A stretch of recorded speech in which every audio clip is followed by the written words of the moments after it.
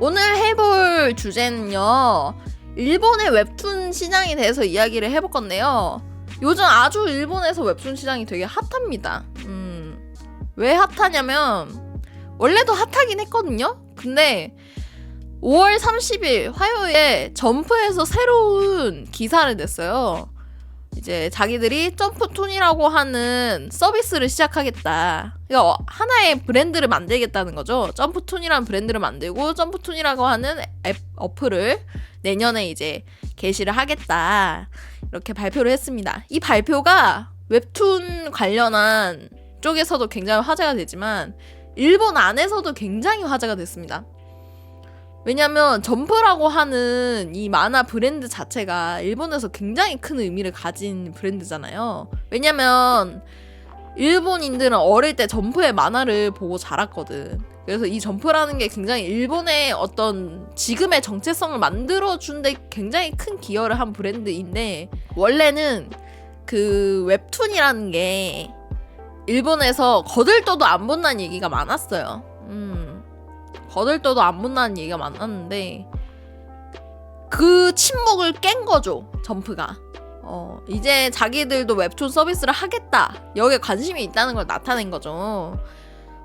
근데 이제 여기서 이제 사람들은 점프가 웹툰 서비스를 했다 이거밖에 모를 수도 있는데, 이때까지의 일본에서의 웹툰 서비스는 어땠는지 좀 말씀을 드리면 좋을 것 같아서 오늘 한번 가져러 왔습니다. 이때까지의 웹툰 서비스는 어땠냐면요, 사실 그렇게 일본 시장에서 큰 비중을 차지하지는 않았습니다. 일본 시장에서도 워낙에 이제 기존 만화의 쉐어가 크다 보니까 웹툰은 그렇게 크진 않았는데요. 정말 이제 의미가 있다면 매년마다 웹툰 시장의 규모가 커지는 것, 특히 웹툰 시장 중에서도 피코마의 그 결제율이 굉장히 많이 높아지고 있습니다. 즉 결제율이라는 거는 수익이 굉장히, 수익 비중이 엄청 높아지고 있다는 거죠. 뭐 피코마의 수익 모델에 대해서는 웹툰 관련한 업계 사람들 말이 많습니다만은, 뭐 어찌 됐든 일본에서 피코마의 역량이 굉장히 커지고 있다는 거는 출판업계 사람이라면 누구든지 다 이제 이해를 하고 있는 부분이겠죠. 특히 일본에서는 피코마가 되게 역량이 큰데, 또 다른 해외권에서는 라인 웹툰 있죠. 라인 웹툰이나 네이버 웹툰이 굉장히 선망하고 있어요. 막 동남아 이런 데 가면 아주 그냥 도시 하나에 광고를 다 때려놨다 하더라고, 라인 웹툰이. 어찌됐든 시장을 선점을 하고 싶은 거죠. 여기 굉장히 성공하기도 했고요. 실제로도 굉장히 많은 해외에서 지금 웹툰을 보고 있습니다. 이것은 국뽕을 가져도 될 정도로 해외에서 굉장히 많은 사람들이 웹툰을 보고 있고, 심지어는 이제 한국 웹툰 불법으로 유통하는 게 각 나라에 많이 퍼지고 있을 정도로 그만큼 사실 외국에서 웹툰의 인기가 크다고 봐도 괜찮을 것 같습니다. 주간 소년 점프를 비롯한 슈에이샤의 점프 그룹이 새로 읽기 만화에 특화된 새로운 만화 서비스 점프툰을 시도하는 것으로 나타났다. 이거 왜 새로 웹툰이라고 안 하고 새로 읽기 만화라고 하는지 아세요? 왜냐면 일본에서 네이버가 웹툰이라는 말을 상호로 걸어버렸어. 그래서 웹툰을 웹툰이라고 부르지 못하고 다 뭔가 자기 그 새로 타테요미 망가 이렇게 새로 읽기 만화라고 좀 애둘러서 이야기하는 경향이 짙어졌습니다. 일본은 웹툰을 웹툰이라고 하지 못하게 됐어요. 사실 웹툰이랑 새로 읽기 만화는 좀 분야가 다르거든요. 왜냐면 일본에서는 이미 새로 읽기 만화를 서비스를 하고 있었어요. 그냥 컷을 잘라가지고 세로로 배치해 놓은 거죠. 그런 식의 서비스를 하고 있었는데, 그거랑 웹툰은 다르잖아. 웹툰은 아예 양식 자체가 다르잖아요. 지금의 출판하고는 너무 다르다고. 그래서 사실 웹툰이 맞는데 뭐 새로 읽기 만화에 특화된 서비스 뭐 이런 식으로 얘기를 하고 있다는 거 말씀을 드리고, 근데 이제 자기들이 점프툰 앱을 내년에 하면서 또 점프툰 어워드, 그거죠, 공모전을 하겠다는 거죠. 이제 웹툰 공모전을 할 거고, 이제 심사위원으로는 점프 편집부 아사다 타가노리 편집장과 이제 이게 그거지, 레드세븐이 그거잖아, 전독씨 만든 데잖아. 전독씨 만든 이현석 대표이사도 심사에 참여한다고 합니다. 편집장이 한 인터뷰가 있어요. 편집장이 한 인터뷰가 있는데 한번 볼까요? 슈에이샤에서도 뭐 여러 가지 웹툰을 낸 적은 있었습니다. 여기에 비즈니스 모델로서 피코마 등으로 대표되는 기다리면 무료, 기다무 말하는 거죠. 일화 단위의 과금 형태가 조합되고 있습니다. 스마트폰에서 가장 읽기 쉬운 만화는 어떤 것인가? 라는 질문에 대해 다양한 입장의 재능이 대답을 내려고 하고 있다. 한마디로 말하면 올바른 때에 올바른 장소에 가자라는 생각입니다. 이게 뭔 소린지 알아요? 그거야. 일본인들이 너희는 출판 만화 계속 해야지 왜 웹툰에 왜 손댈라 하는 거야? 라는 거에 대해서 지금 이야기를 하는 거예요. 이제는 웹툰에 손댈 때가 됐다 이 소리 하는 겁니다. 웹툰에 손을 안 댈 수가 없어요. 왜냐면 지금 코로나 끝났지? 이제 웹툰 만화 시장이 엄청나게 쪼그라들었어요. 코로나 끝나서 사람들 다 밖에 가서 노니까 수익이 많이 적어졌단 말이죠. 회사라는 게 수익이 늘 때는 몰라도 그게 줄어들잖아요. 그러면 옛날보다 덜 벌어도 그걸 견딜 수 없어 합니다. 회사는 계속 우상향 그래프를 그리면서 매출이 올라야 돼요. 그런 데가 회사입니다. 그러다 보니까 사실 점프가 굉장히 명망 있고 큰 곳인데도 불구하고 웹툰 쪽에도 이제 자기들이 진출을 해야겠다 생각을 했다는 거죠. 그치. 비즈니스적으로는 현재 일본 국내에 있어서의 종독 만화 시장. 여기서 종독이라는 거는 이제 종 스크롤 할 때 종에다가 읽을 독자, 이제 타테요미, 새로 읽기 만화 이 말입니다. 웹툰 시장은 약 500에서 600억 엔으로 전망되고 있습니다. 지금의 전자코믹 시장이 약 4,500억 엔으로, 전자코믹이라는 거는 옆으로 넘기는 거를 그 컴퓨터에서 보는 것까지 다 말하는 거예요. 근데 컴퓨터에서 보는 게 다 4,500억 엔인데 그 중에서 500에서 600억 엔은 새로 웹툰에서 나오는 매출이라는 거죠. 20대 사원들이랑 이야기하면 웹툰 타이틀을 얘기를 하기 시작한다.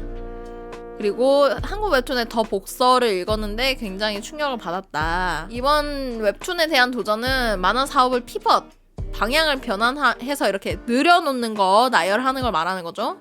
피벗하는 게 아니라 만화 사업을 확장하기 위한 것입니다. 만화의 재능을 가진 분들과 지금까지 앞으로도 변함없이 함께 일을 해나갈 것입니다. 피코마가 그거잖아.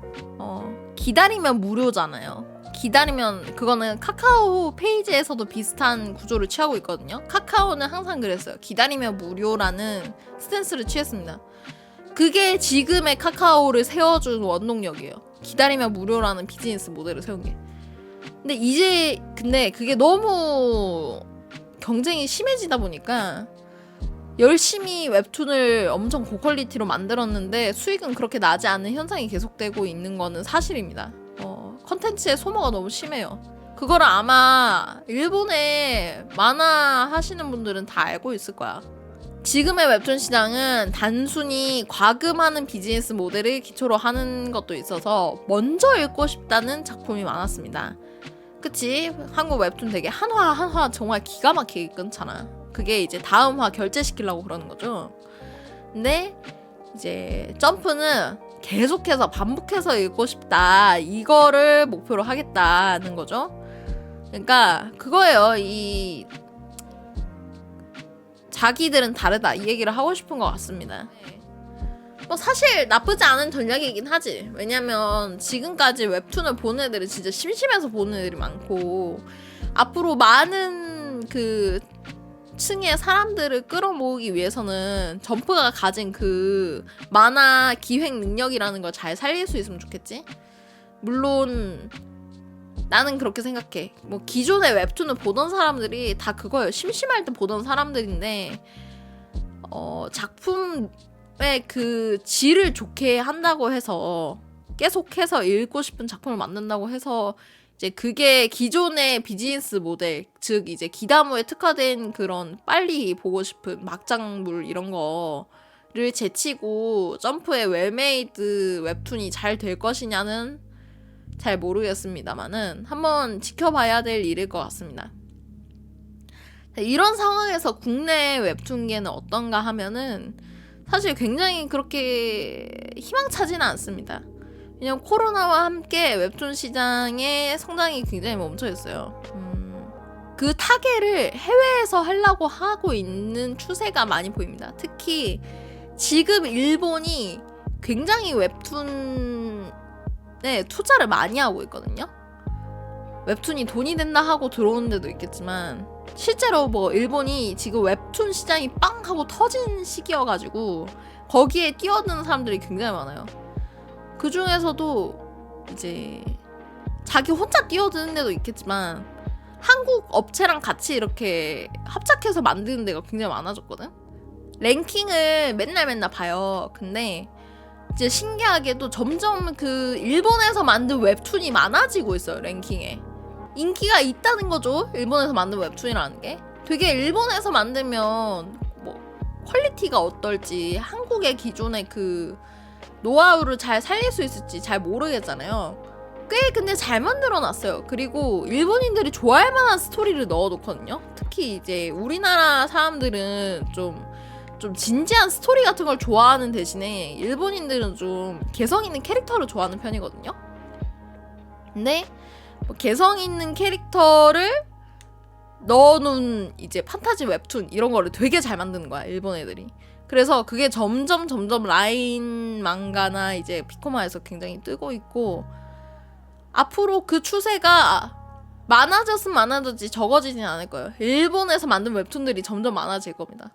그 흐름에 이제 점프는 편승을 하겠다는 거지. 근데 점점 한국 시장은 줄어들고 있고, 그러면 이제 앞으로 시장이 어떻게 되겠어요? 딱 답 나왔죠. 그러면 이제 일본 시장이 더 커져서 일본 웹툰을 우리가 수입하는 날도 언젠가는 있겠죠. 그죠? 물론 네이버, 카카오 이런 데가 망한다는 소리는 아니거든요. 근데 웹툰이 꼭 그렇게 엄청난 유명한 그런 작품만 있는 건 아니고 되게 작품 수가 많아요. 1년에 나온 작품 수만 해도 어마어마할 거예요. 웹툰이란 게. 그 작품들이 다 이제 해외 작품들로 대체될 수 있다. 왜? 해외가 더 작품 수가 많고 더 싸게 만들 수 있으면 대체될 수밖에 없어요. 그냥 우리나라 웹툰은 점점 이제 고갈되어 가는 것도 있고 새로울 것도 없고, 작가들의 페이가 물론 이제 작가님들이 많이 받고 계시다는 건 아닙니다. 업계에서 해외 작가들이 그리게 하면 훨씬 더 싸게 할 수 있는데 굳이 한국 작가를 쓸 이유가 없어지는 거죠. 그러다 보면 이제 점점 이제 한국 웹툰이 쉐어가 그 비중이 적어질 수 있다. 제가 이제 이게 일본의 피코마 랭킹 사이트인데요. 웹툰만 이렇게 열거를 해놓은 거예요. 보시면 1등이 계속 피코마에서 1등하고 있는 갓 오브 블랙핸드. 이거 나 본 적은 없는데 되게 일본에서 진짜 인기 많더라고요. 그리고 한국 작품, 그다음에 이거는 나온랩이고 이거 한국 작품일 거고. 근데 되게 그림체가 비슷할 수밖에 없는 게 다 비슷해요. 애들이 다 비슷해졌어.